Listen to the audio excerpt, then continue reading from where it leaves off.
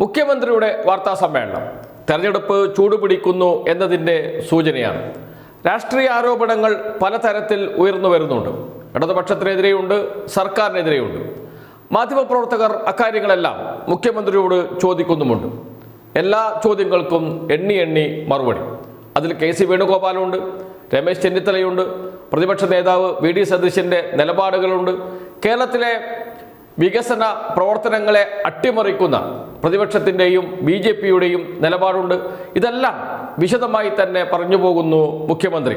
കേൾക്കാം ആ വാക്കുകൾ.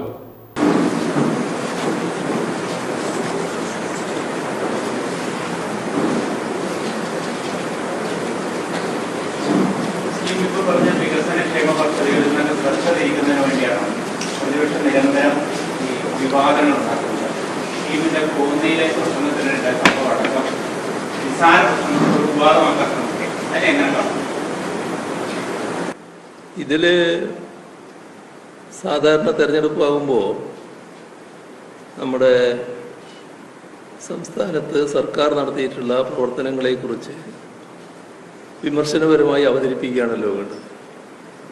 പക്ഷെ നമ്മുടെ കേരളത്തിലെ പ്രതിപക്ഷം വല്ലാത്തൊരു നിസ്സഹായ അവസ്ഥയിലാണ്. അത്തരം വിമർശനങ്ങൾ ഉന്നയിക്കാൻ അവർക്ക് കഴിയുന്നില്ല. തെരഞ്ഞെടുപ്പ് പ്രചരണത്തിൻ്റെ കാര്യം മാത്രമല്ല, തെരഞ്ഞെടുപ്പ് നടക്കുന്നതിന് തൊട്ടു മുൻപുള്ള അസംബ്ലി സമ്മേളനം, അത് സാധാരണ ഏത് കാലത്തും ഭരണപക്ഷത്തെ പ്രതിപക്ഷ വിമർശനം കൊണ്ട് എരിപിരി കൊള്ളിക്കും. അത്ര കടുത്ത ചർച്ചകൾ ഉയർത്തിക്കൊണ്ടുവരാൻ നിയമസഭാ സമ്മേളനവും ഉപയോഗിക്കും. പ്രത്യേകിച്ച് തെരഞ്ഞെടുപ്പിൻ്റെ തൊട്ടു മുമ്പുള്ള. ഇപ്പോൾ കഴിഞ്ഞ നിയമസഭാ സമ്മേളനത്തിൽ നിങ്ങൾ ശ്രദ്ധിച്ചിട്ടുണ്ടാവുക,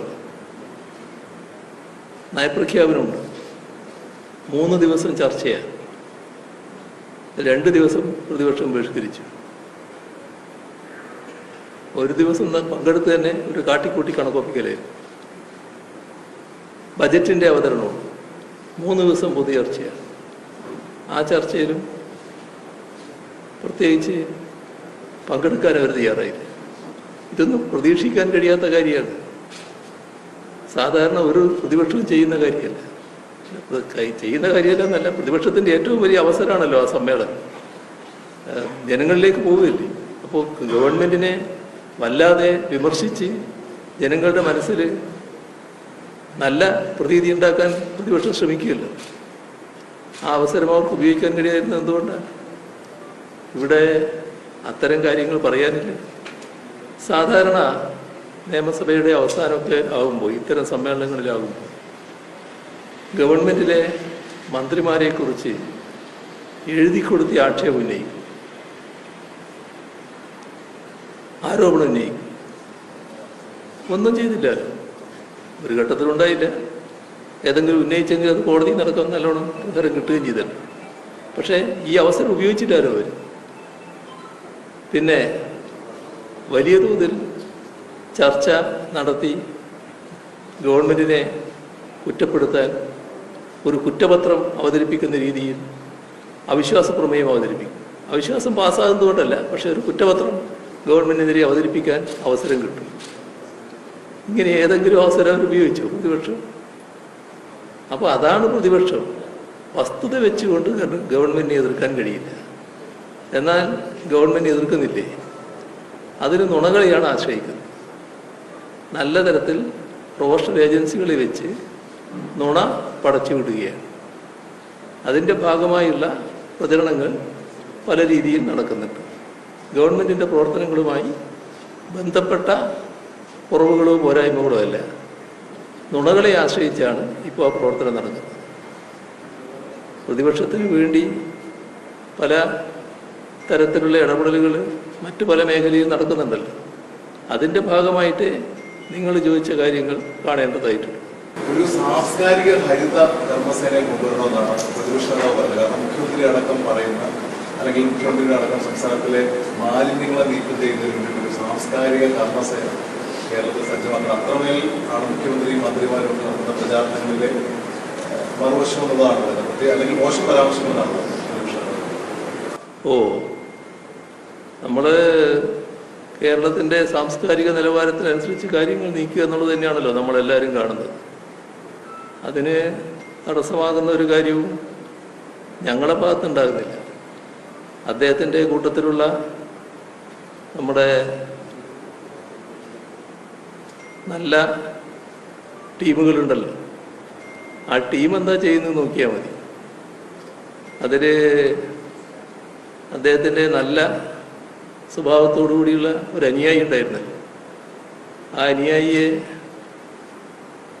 കയ്യോടെ പിടികൂടപ്പെട്ടപ്പോൾ ദുരനുഭവമുള്ള യുവതികൾ പരാതി കൊടുത്ത് അതുമായി ബന്ധപ്പെട്ട നടപടികളിലേക്ക് കടന്നപ്പോൾ ആ ഇരകളെ എത്ര വൃത്തികെട്ട ഭാഷയിലാണ് ആക്ഷേപിക്കാൻ തയ്യാറായത്.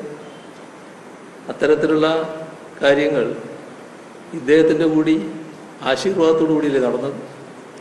സ്വന്തം അനുയായികളോട് അങ്ങനെ ചെയ്യരുത് എന്ന് പറയാൻ കഴിഞ്ഞു. ഇവിടെ പോയി സാംസ്കാരിക ബോധം. അപ്പോൾ എന്ത് വൃത്തികേടും വിളിച്ചു പറയുന്ന ആ ഒരു കൂളസംഘത്തെ വലിയ തോതിൽ പ്രോത്സാഹിപ്പിച്ച് വിടുന്ന നിലയല്ലേ അദ്ദേഹത്തിൽ നിന്ന് ഉണ്ടായത്. അദ്ദേഹം ഉപദേശിക്കാൻ വരുമ്പോൾ കേരളം നല്ലതുപോലെ ഉൾച്ചിരിയോടി അതിനെ കാണും. കാരണം ഇതാണ് കോൺഗ്രസും കേരളത്തിലെ പ്രതിപക്ഷ നേതാവുമെന്ന് എല്ലാവർക്കും അറിയാം. ഇപ്പോൾ പോലും അതേ നിലയാണല്ലോ തുറന്നു പോകുന്നത്. കിഫ്ബിയെ കുറിച്ച് വല്ലാത്ത അധിക്ഷേപമാണ് പ്രതിപക്ഷ നേതാവ് 2 ദിവസങ്ങളായിട്ടാണ്. ഒത്തിരി വികസനം കിഫ്ബിയിൽ ഉണ്ടായിരുന്നു. നമ്മുടെ അധികാരത്തിൽ വന്നിരിക്കുന്ന കണക്കൊക്കെ പുറത്തുവിടുന്നുണ്ട്. അതിന് മറുപടി രമേശ് ചെന്നിത്തല പറഞ്ഞതായിട്ട് മാധ്യമത്തിലുണ്ട്. അതായത് കിഫ്ബി മുഖേന ധാരാളം വികസനങ്ങൾ വന്നിട്ടുണ്ട്, ഹരിപ്പാടൊക്കെ നല്ല വികസനം വന്നിട്ടുണ്ട് എന്ന് പറഞ്ഞതായിട്ട് മാധ്യമങ്ങൾ കാണിക്കുന്നുണ്ട്. അതേപോലെ തന്നെ ഏത് മണ്ഡലത്തിലാണ് കിഫ്ബിയുടെ വികസനങ്ങളില്ലാത്തത്? ഇതാണ് നമ്മുടെ കേരളത്തിൻ്റെ ഏറ്റവും വലിയൊരു പ്രശ്നം. പ്രതിപക്ഷം ഭരണപക്ഷത്തെ വിമർശിക്കണം, അതിന് തെറ്റൊന്നുമില്ല. അത് സാധാരണ ആരും ചെയ്യുന്നതാണ്, ഏത് സംസ്ഥാനത്ത് നടക്കുന്നതാണ്. പക്ഷേ ഭരണപക്ഷത്തെ എതിർക്കുന്നത് കൊണ്ട് നാടിനെയും ജനങ്ങളെയും എതിർക്കാൻ പാടുള്ളൂ, അല്ലെങ്കിൽ നാടിൻ്റെ വികസനം തടയാൻ പാടുള്ളൂ. ഇപ്പോൾ നമ്മുടെ അനുഭവത്തിൽ ഒരു 50-60 വർഷം എടുത്തു മാത്രം നടപ്പാക്കാൻ കഴിയുന്ന പദ്ധതികളല്ലേ ഇവിടെ ഈ 10 വർഷം കൊണ്ട് ഏറ്റെടുത്തിട്ടുള്ളത്. എന്തെല്ലാം പദ്ധതികളാണ്, ഏതെല്ലാം തരത്തിലുള്ളതാണ്. അതിൽ കിഫ്ബി വഹിച്ച പങ്ക് വളരെ പ്രധാനമല്ലേ. നമ്മളെ ഖജനാവിൻ്റെ ശേഷി മാത്രം ഉപയോഗിച്ചാണെങ്കിൽ ഇത്തരം പദ്ധതികൾ പൂർത്തിയാക്കാൻ കഴിയും. നമ്മൾ കാണുന്നത് 2016 ഞങ്ങൾ സ്തംഭിച്ച് നിൽക്കത്തക്ക രീതിയിലുള്ള ആവശ്യങ്ങളല്ലേ വരുന്നത്. എല്ലാം പ്രധാനപ്പെട്ട ആവശ്യങ്ങളില്ലേ. എന്തു ചെയ്യും? ആവശ്യത്തിന് പണമില്ല. അപ്പോഴാണ് പണം കണ്ടെത്തുന്നതിനുള്ള ഒരു സമാന്തര സാമ്പത്തിക സ്രോതസ്സ് വേണം എന്ന് കണ്ടത്. അങ്ങനെ ആ സാമ്പത്തിക സ്രോതസ്സായിട്ടാണ് കിഫ്ബിയെ പുനർജീവിപ്പിച്ചത്. അന്നതിൻ്റെ ഉദ്ദേശം വ്യക്തമാക്കി പറഞ്ഞല്ലോ. 50,000 കോടി രൂപയുടെ പശ്ചാത്തല വികസന പദ്ധതികൾ നമ്മുടെ കേരളത്തിൽ 5 വർഷം കൊണ്ട് നടപ്പാക്കാനാണ് ഉദ്ദേശിക്കുന്നത്. എന്തിനാണ് അതിനെ എതിർക്കേണ്ട കാര്യം? അപ്പം തന്നെ എതിർത്തല്ലോ, പിന്നീടല്ല. ആ ഘട്ടത്തിൽ എന്തിനാണ് എതിർക്കുന്നത്? കേരളത്തിൽ അങ്ങനെ ഒരു പദ്ധതി ഒരു ഗവൺമെൻറ് നടപ്പാക്കുന്നുണ്ടെങ്കിൽ അത് കേരളത്തിന് നല്ലതാണ് എന്നല്ലേ ചിന്തിക്കേണ്ടത്. പക്ഷേ എത്ര കടുത്തി എതിർപ്പ്? ഇത് ആളുകളെ പറ്റിക്കാനല്ലേ? നിങ്ങൾക്ക് എവിടുന്ന് പണം കിട്ടാനാണ്? മലപ്പൊടിക്കാരുടെ സ്വപ്നമല്ലേ? അങ്ങനെ പരിഹാസം, പുച്ഛം, ശക്തമായ എതിർപ്പ് എല്ലാം കൊണ്ടുവന്നില്ലേ? നമ്മുടെ അനുഭവം എന്താ? 5 വർഷമായപ്പോൾ 50 62,000 കോടി രൂപയുടെ പദ്ധതികളാണ് ഏറ്റെടുത്തത്. എല്ലാ മണ്ഡലത്തിലും നോക്കിക്കോ, ഈ പറയുന്ന വ്യക്തിയുടെ മണ്ഡലം അടക്കെടുത്ത് പരിശോധിച്ചോളൂ, എല്ലായിടങ്ങളിലും കിഫ്ബിയുടെ പദ്ധതികൾ കാണുമല്ലോ. ഇപ്പോൾ എത്രയായി? 1,10,000 കോടി രൂപയുടെ പദ്ധതികളാണ് സംസ്ഥാനത്ത് ഏറ്റെടുത്തിട്ടുള്ളത്, കിഫ്ബി മുഖേന മാത്രം. അപ്പോൾ അതാ ഞാൻ പറഞ്ഞത്, ഒരു 50-60 വർഷം കൊണ്ട് പൂർത്തിയാക്കാൻ കഴിയുന്ന തരത്തിലുള്ള പദ്ധതികൾ ഈ 10 വർഷം കൊണ്ട് നമുക്ക് ഏറ്റെടുക്കാൻ കഴിയും. പക്ഷേ എത്ര കഠിനമായ എതിർപ്പ്, ഏതെല്ലാം തരത്തിലുള്ള എതിർപ്പ്. എവിടുന്ന് പണം കിട്ടാനാന്ന് പറഞ്ഞിട്ട് മസാല പോട്ടെടുക്കും കിട്ടിയല്ലോ, കൃത്യമായി തിരിച്ചടച്ചല്ലോ. നല്ല മികവാർന്ന ധനകാര്യ മാനേജ്മെൻറ്റല്ലേ അതിനകത്തുള്ളത്. പക്ഷെ അതിനെ അപകീർത്തിപ്പെടുത്താനല്ലേ ശ്രമം. അതിൻ്റെ തുടർച്ചയായി ഇപ്പോഴും ഈ തരത്തിലുള്ള പ്രചരണങ്ങൾ നടത്തുന്നു എന്ന് മാത്രമേ കാണേണ്ടതുള്ളൂ. ജനങ്ങൾ അതൊന്നും സ്വീകരിക്കുന്നില്ല. അതാണ് നമ്മുടെ നാടിൻ്റെ അനുഭവം. ജനങ്ങളാകെ ഇതിനെല്ലാം പിന്തുണയാണ്. സ്കൂൾ വേണ്ടേ, ആശുപത്രി വേണ്ടേ, റോഡ് വേണ്ടേ, പാലം വേണ്ടേ, ഫ്ലൈ ഓവർ വേണ്ടേ, ഓവർ ബ്രിഡ്ജുകൾ വേണ്ടേ, നാട്ടിൽ നടപ്പാക്കപ്പെട്ട വിവിധ പദ്ധതികൾ വേണ്ടേ. ഇപ്പോൾ നാഷണൽ ഹൈവേക്ക് നമ്മൾ കെട്ടിവെക്കേണ്ടി വന്ന 5,640 കോടി രൂപ കിഫ്ബിയിൽ നിന്നല്ലേ എടുത്തത്. മലയോര ഹൈവേ, തീരദേശ ഹൈവേ 10,000 കോടി, അത് കിഫ്ബിയല്ലേ ചിലവാക്കുന്നത്. എന്തെല്ലാം പദ്ധതികളാണ് നാട്ടിൽ. ഇതെല്ലാം കണ്ടിരിക്കുന്ന ജനങ്ങളോട് മറ്റൊരു കാര്യം പറഞ്ഞാൽ അത് ജനങ്ങൾ അംഗീകരിക്കും. അതാണ് നാം കാണേണ്ടത്. അല്പം മുമ്പ് തൃശ്ശൂരിൽ KC വേണുഗോപാൽ പറഞ്ഞത് ഈ ബാറുകളുടെ ലൈസൻസ് നീട്ടിക്കൊടുത്തതിൽ വലിയ അഴിമതിയാണ് CPM നടത്തിയിരിക്കുന്നത്. 200 ബാറുകൾക്കാണ് ലൈസൻസ് കൊടുത്തത്, മാനദണ്ഡങ്ങൾ പാലിക്കാതെയാണ് കൊടുത്തതെന്നാണ് പറഞ്ഞിരിക്കുന്നത്. അത് KC വേണുഗോപാലിൻ്റെ പാർട്ടിയുടെ സംസ്കാരം വെച്ചാണ് പറയുന്നത്. ഹരിയാനയിൽ സ്വന്തം പാർട്ടിയുടെ സ്ഥാനാർത്ഥിയെ നിശ്ചയിക്കുന്നതിന് തന്നെ പണം വാങ്ങുന്നു എന്നുള്ള ആക്ഷേപമാണല്ലോ പഴയ അവിടുത്തെ ഒരു മഹിളാ കോൺഗ്രസിൻ്റെ നേതാവിൻ്റെ ഭർത്താവ് പരസ്യമായി ഉന്നയിച്ചിരിക്കുന്നത്. അദ്ദേഹം ഇപ്പോൾ എല്ലാ സ്ഥലത്തും ഇങ്ങനെ ഓടി നടക്കുകയാണല്ലോ, പരാതിയും കൊടുത്തുകൊണ്ട്. ഇതല്ലേ നമ്മൾ കാണുന്ന കാഴ്ച. ഓരോരുത്തർക്കും ഓരോ സംസ്കാരമുണ്ട്. അത് UDFൻ്റെ സംസ്കാരം വെച്ചാണ് LDFനെ കാണുന്നത്. അതുകൊണ്ടാണ് ഇത് പറയുന്നത്. എന്നാൽ എന്താണ് ഈ കഴിഞ്ഞ 10 വർഷം കൊണ്ട് നമ്മുടെ നാടിന് നേടാൻ കഴിഞ്ഞത്? അവിടെയാണ് നാം ശ്രദ്ധിക്കേണ്ടത്. ഇന്ന് ഇന്ത്യ രാജ്യത്ത് നമ്മുടെ നാട് കേരളം അഴിമതി ഏറ്റവും കുറഞ്ഞ സംസ്ഥാനമാണ്. എന്തുകൊണ്ടാണ് അത്തരമൊരു സ്ഥാനം കിട്ടിയത്? LDF അധികാരത്തിലുള്ളത് കൊണ്ടാണ്.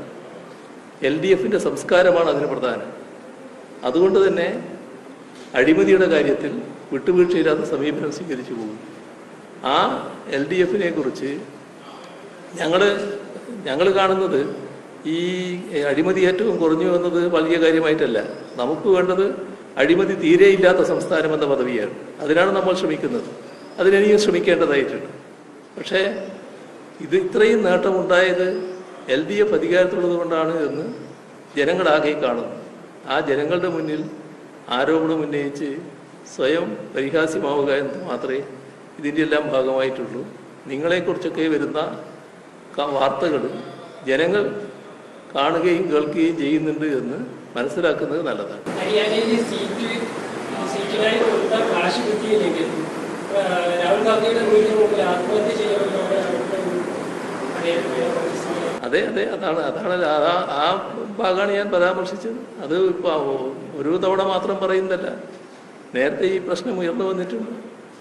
ആളുകൾ അക്കൗണ്ടിൽ പണം കൊടുത്തു എന്നൊക്കെയല്ലേ പറയുന്നത്. അതുപോലുള്ള പ്രശ്നം അതെ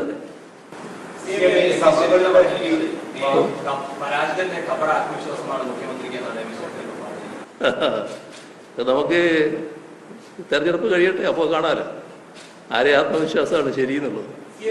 ഞങ്ങൾക്ക് കപട ആത്മവിശ്വാസം പ്രകടിപ്പിക്കേണ്ട കാര്യമില്ല. ഞങ്ങൾ ജനങ്ങളുടെ കൂടിയാണ് നിന്നിട്ടുള്ളത്. എല്ലാ കാര്യങ്ങളും ഞങ്ങൾക്ക് ഇവിടെ നേടാൻ കഴിഞ്ഞത്, അല്ലെങ്കിൽ കേരളത്തിന് നേടാൻ കഴിഞ്ഞത് ജനങ്ങളുടെ സഹകരണവും പിന്തുണയും കൊണ്ടാണ്. അപ്പോൾ ഇതെല്ലാം ഉണ്ടായിട്ടും നമ്മുടെ നാട് അഭൂതപൂർവമായ രീതിയിലാണ് മുന്നേറിയത്. ആ മുന്നേറ്റം നാടും ജനങ്ങളും ഞങ്ങളോടൊപ്പം നിന്നുകൊണ്ടാണ്. ഞങ്ങൾക്ക് എപ്പോഴും ആ ജനങ്ങളിലാണ് വിശ്വാസം. അതാണ് ഞങ്ങളുടെ ആത്മവിശ്വാസത്തിൻ്റെ അടിസ്ഥാനം.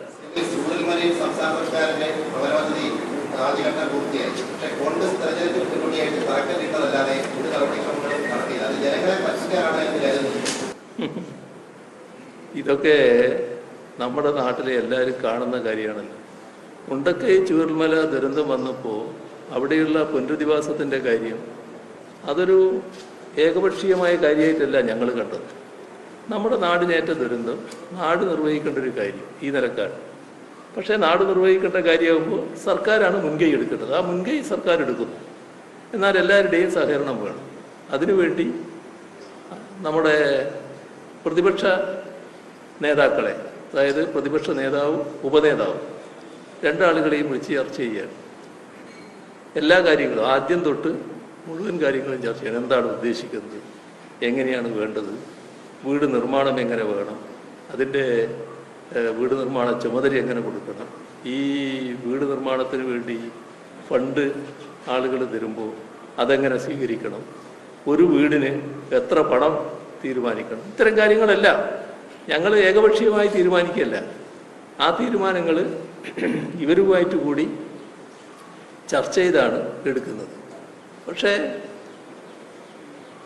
ഒരു ഘട്ടത്തിൽ ഇതിൽ നിന്നെല്ലാം പിന്മാറിക്കളഞ്ഞു. എല്ലാവരും ഒന്നിച്ചെടുത്ത തീരുമാനങ്ങളിൽ നിന്ന് പെട്ടെന്ന് പിന്മാറുകയാണ്. പണം ഓഫർ ചെയ്യുന്നുണ്ട് എല്ലാവരും. ഞങ്ങൾ ഇത്ര വീട് തരും, ഇത്ര വീട് തരും എന്ന് ഓരോരുത്തരും പറയുന്നുണ്ട്. പക്ഷെ നമുക്കെല്ലാം ഒരുപാട് അനുഭവങ്ങളുണ്ടല്ലോ. ഒന്നിച്ച് കാര്യങ്ങൾ ആലോചിക്കുമ്പോഴും ഒരു കാര്യം വ്യക്തമാക്കുകയുണ്ടായി.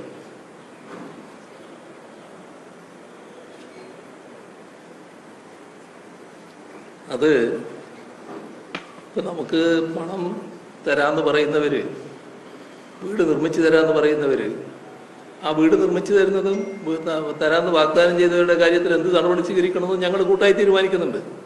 എല്ലാ കാര്യത്തിലും ധാരണയാകുന്നുണ്ട്. അപ്പം അതിൻ്റെ ഭാഗമായിട്ട് ഞാനൊരു ഘട്ടത്തിൽ പറയായിരുന്നു, അപ്പോൾ പണം തരാമെന്ന് പറഞ്ഞ് വീട് നിർമ്മിച്ചു തരാമെന്ന് പറഞ്ഞ് അവർ പിന്നെ പിൻവാങ്ങിയാൽ അതവിടെ ഇടാൻ പറ്റില്ല. ഈ വീടുകൾ നിർമ്മിച്ച് നൽകുക എന്നുള്ളത് സർക്കാരിൻ്റെ ബാധ്യതയാണ്. അപ്പോൾ സർക്കാർ ആ ബാധ്യത നിറവേറ്റാൻ പൂർണ്ണമായും തയ്യാറാകുന്നുണ്ട് എന്ന കാര്യം ഇവരോട് തന്നെ പറഞ്ഞു. അത് വെറുതെ പറഞ്ഞതായിരുന്നില്ല, വെറുതെ പറയുന്നതാണെന്ന് അവർക്കത് തോന്നിയിട്ടുണ്ടാവും. പക്ഷേ പല അനുഭവങ്ങളും ഉള്ളതുകൊണ്ട് പണം തന്നില്ലെങ്കിലും സർക്കാരിന് നിറവേറ്റേണ്ടി വരുമെന്ന് പറഞ്ഞതാണ്. ആദ്യം ലീഗ് പിൻവാങ്ങി. എന്താണ് ലീഗ് പിൻവാങ്ങാൻ കാരണം? എന്തിനാണ് ലീഗ് പ്രത്യേകമായിട്ട് ഒരു വീടുകൾ നിർമ്മിക്കുന്നത്? എന്തിനാണ് ഈ ദുരന്തബാധിതരായ ആളുകളെ മറ്റൊരു തരത്തിൽ കാണുന്നത്, അവിടെ നിന്ന് മാറ്റിക്കൊണ്ടുപോകുന്നത്? ഇവിടെ ടൗൺഷിപ്പ് എന്നത് ഞങ്ങൾ മുന്നോട്ട് വെച്ച ഒരാശയം മാത്രമല്ല. അന്ന് ദുരന്തബാധിതർ ഒരു കാര്യം പറഞ്ഞു, ഞങ്ങളെല്ലാവരും ഒന്നിച്ചു കഴിഞ്ഞവരാണ്, നിങ്ങൾ നഷ്ടപരിഹാരം നൽകിയാൽ ഞങ്ങൾ പല കൊമ്പത്താവും, ഞങ്ങൾക്ക് എല്ലാവർക്കും കൂടി താമസിക്കാൻ ഒരിടം വേണം, ഞങ്ങൾ ഒരു കുടുംബം പോലെ കഴിഞ്ഞവരാണ്, അതിന് പറ്റിയൊരു സാഹചര്യം സൃഷ്ടിക്കണം. അപ്പോൾ ഒന്നിച്ച് കഴിയണമെന്ന അവരുടെ ആഗ്രഹത്തിൽ നിന്നാണ് ഇവിടെ ഈ പറഞ്ഞ ടൗൺഷിപ്പ് എന്ന ആശയം എടുക്കുന്നത്. എന്നാൽ വ്യക്തിപരമായ ചില കാരണങ്ങൾ ഒറ്റപ്പെട്ടതുണ്ടാവും. ഇവിടെ വേണ്ട, മറ്റൊരു സ്ഥലത്ത് പോകാം, മറ്റു ചില കൂടുതൽ സൗകര്യങ്ങളോടുകൂടി ജീവിക്കാം, അങ്ങനെയൊക്കെ ഉള്ളവർ ചിലപ്പോൾ ഉണ്ടാകും. അവർക്ക് കൊടുക്കേണ്ട പൈസ എത്രയാണെന്ന് കണക്കാക്കി. ഇവരെന്തിനാണ് പ്രത്യേകമായിട്ട് പോയത്? ഏതായാലും അവർ സ്ഥലം എടുത്ത് നടപടികൾ നീക്കി. കോൺഗ്രസ് അപ്പോഴും മറ്റൊരു നില സ്വീകരിച്ചിട്ടില്ല. അപ്പോഴും പ്രതിപക്ഷ നേതാവ് സംസാരിക്കുന്നുണ്ട്. പക്ഷേ കുറച്ച് കഴിഞ്ഞപ്പോൾ കോൺഗ്രസും ആ വഴിക്ക് പോയി. ചുരുക്കത്തിൽ എന്താ പറഞ്ഞ കാര്യങ്ങൾ, അതിൻ്റെ ഭാഗമായുള്ള പണം കിട്ടിയിട്ടില്ല എന്ന് മാത്രം. ആ പണം കോൺഗ്രസ് തരുമെന്ന് പറഞ്ഞുകൊണ്ട് രാഹുൽ ഗാന്ധിയുടെ വക എന്ന് പറഞ്ഞിട്ട് പറഞ്ഞ വീടുകളുണ്ട്, അതൊന്നും കാണാനില്ല. കർണാടക ഗവൺമെൻറ് തരുന്ന വീട് കർണാടക ഗവൺമെൻറ്റിതാണ്, അത് കോൺഗ്രസിൻ്റെതാണെന്ന് കാണാൻ പറ്റില്ല. നമ്മളെ ഗവൺമെൻറ്റും ചില ദുരന്തബാധിത പ്രദേശങ്ങളിൽ നേരത്തെ സഹായം നൽകിയിട്ടുണ്ട്, അത് ഗവൺമെൻറ്റിൻ്റെ വകയുള്ളതാണ്. പക്ഷെ കോൺഗ്രസ് പറഞ്ഞ കാര്യം ഇതേവരെ പ്രാവർത്തികമായിട്ടില്ല. അതിലൊന്നും ആശ്ചര്യപ്പെടേണ്ടതില്ലല്ലോ, അത് കണക്ക് തന്നെ വ്യക്തമല്ലല്ലോ. പിരിച്ചു എന്നുള്ളത് ശരിയാണ്. പണം ആർക്ക് കിട്ടി? ദുരന്തബാധിതർക്ക് ഇതേവരെ ഒരു സഹായവും കിട്ടിയിട്ടില്ല. അതാണ് വസ്തുത. സംഭവവികാസങ്ങൾ ചൂണ്ടിക്കാട്ടിക്കൊണ്ട് മുതിർന്ന ജെയിംസ് മാത്യു അസാധാരണമായ സംഭവങ്ങളാണ് ടി.കെ. ഗോവിന്ദൻ പാർട്ടി വിട്ടുപോയി വിഷമം ഉണ്ടാക്കിയിട്ടുണ്ടെന്ന്. പിന്നെ ടി.കെ. ഗോവിന്ദൻ പറഞ്ഞിരിക്കുന്ന അന്ന് ആ ജില്ലാ കമ്മിറ്റി യോഗത്തിൽ പറഞ്ഞിട്ടുണ്ടെങ്കിൽ ഒരുപക്ഷെ ഈ പി.കെ. ശാമളിയുടെ സ്ഥാനാർത്ഥിത്വം അംഗീകരിക്കില്ലായിരുന്നു എന്ന് പറയപ്പെടുന്നു. എന്താണ് അതിന്? അല്ല, അതിനെപ്പറ്റി ഇപ്പം ഇനി പറയേണ്ട കാര്യമില്ല. ഞാൻ നേരത്തെ പറഞ്ഞു കഴിഞ്ഞിട്ടുണ്ട്. നമ്മുടെ സമയം ഏകദേശം അവസാനിക്കാൻ പോകുന്നുണ്ട്. അതുകൊണ്ട് വിശദമായിട്ട് ഞാനിപ്പോൾ പറയുന്നില്ല. ഈ തീരുമാനം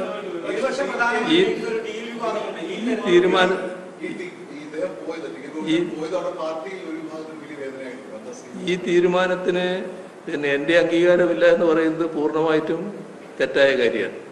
കാരണം എപ്പോഴും തീരുമാനങ്ങൾ എടുക്കുന്നത്, അവസാന തീരുമാനം എടുക്കുന്നത് പാർട്ടി സ്റ്റേറ്റ് കമ്മിറ്റിയാണ്. അതിൻ്റെ ഭാഗമായുള്ള ആലോചനകളിലെല്ലാം ഞാനും ഉണ്ടായിട്ടുണ്ട്.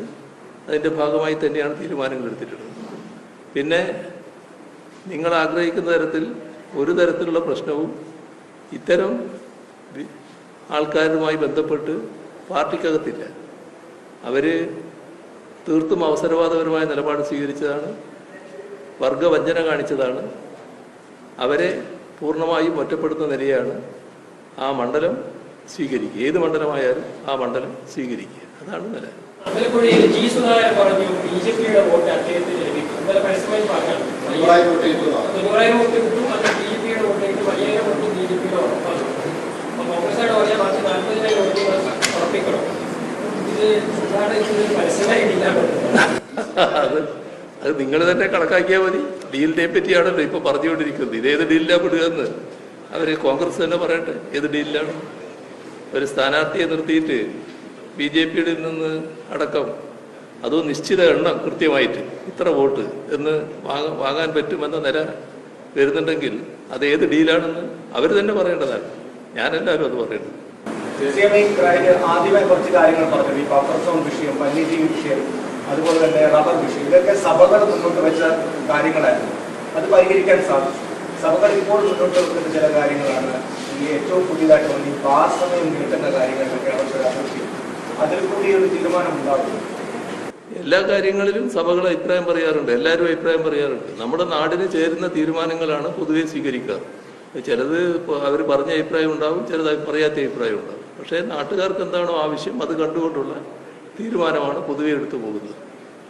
ബാക്കി കാര്യങ്ങൾ നമുക്ക് പിന്നീടാകാം.